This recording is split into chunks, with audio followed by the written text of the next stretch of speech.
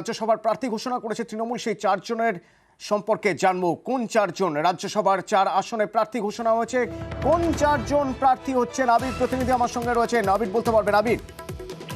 দেখো, এবারে রাজ্যসভার যে প্রার্থী তালিকা ঘোষণা করা হলো সেখানে যোগ দেওয়া হলো হচ্ছে, আমরা যেটা দেখলাম, মহিলা মুখের প্রতীক।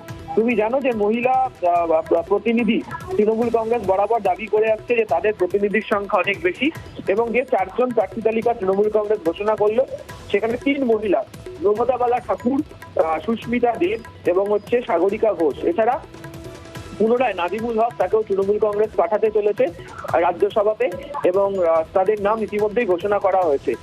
তোমাকে জানিয়ে রাখি, তার মধ্যে মমতা বালা ঠাকুর, তিনি লোকসভাতে তিনি তৃণমূল কংগ্রেসের সাংসদ ছিলেন, এবং মতুয়া ভোট বা ফ্যাক্টর অত্যন্ত গুরুত্বপূর্ণ।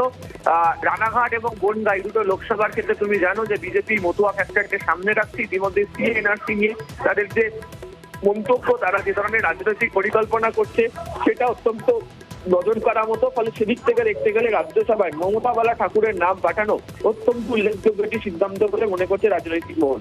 দ্বিতীয়ত হচ্ছে সুস্মিতা দেব। তুমি জানো যে কংগ্রেস তৃণমূলের মধ্যে যখন জোটের সম্ভাবনার কথা বলা হচ্ছিল, তৃণমূল কংগ্রেসের তরফ থেকে জানানো হয়েছিল যে তারা আসামে তারা লোকসভাতে লড়তে চায়, সে ধরনের প্রস্তুতিও তারা শুরু করেন। শিলচর আসন, সুস্মিতা দেব তিনি সেখানকার সাংসদ ছিলেন কংগ্রেসের। পরবর্তী সময়ে তিনি তৃণমূল কংগ্রেসে যোগদান করেন। তৃণমূল কংগ্রেসও তাকে রাজ্যসভায় পাঠিয়েছিল, যদিও সেখানে তার মেয়াদ শেষ হয়ে যায়, এবং অনেকে মনে করছিলেন যে লোকসভা নির্বাচনে পুনরায় লড়াই করতে পারেন সুস্মিতা। তবে আজকে যেভাবে তার নাম ঘোষণা করা হলো, তাতে মনে করা হচ্ছে আসামের কোন আসনে তৃণমূল কংগ্রেস লড়াই করবে সেটা কার্যত এক প্রকার নিশ্চিত হয়ে গিয়েছে, এবং সেখানে হয়তো রিপুন বোরা তিনি লড়াই করতে পারেন, সে ধরনের ইঙ্গিত সেখান থেকে আসছে। তৃতীয়ত সাগরিকা ঘোষ সাংবাদিক, তাকে এখানে তৃণমূল কংগ্রেস প্রার্থী করলো, এবং নাদিমুল হক সংখ্যালঘু মুখ, এবং তিনি তৃণমূল কংগ্রেসের সাংসদও তিনি ছিলেন। সংগঠনের ক্ষেত্রেও তিনি একাধিক কাজ দেখাশোনা করেন, তাকেও তৃণমূল কংগ্রেস পাঠাতে চলেছে।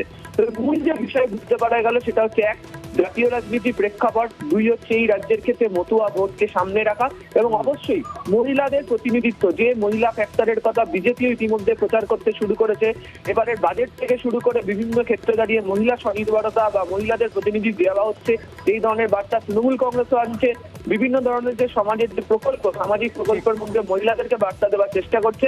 সেখানে রাজ্যসভার 4 নামের মধ্যে 3 জন মহিলাকে পাঠানোর যে সিদ্ধান্ত, সেদিকে ইঙ্গিত করছে, যা লোকসভা নির্বাচনের আগে অত্যন্ত গুরুত্বপূর্ণ বলে মনে করছে রাজনৈতিক মহল। ধন্যবাদ আবির।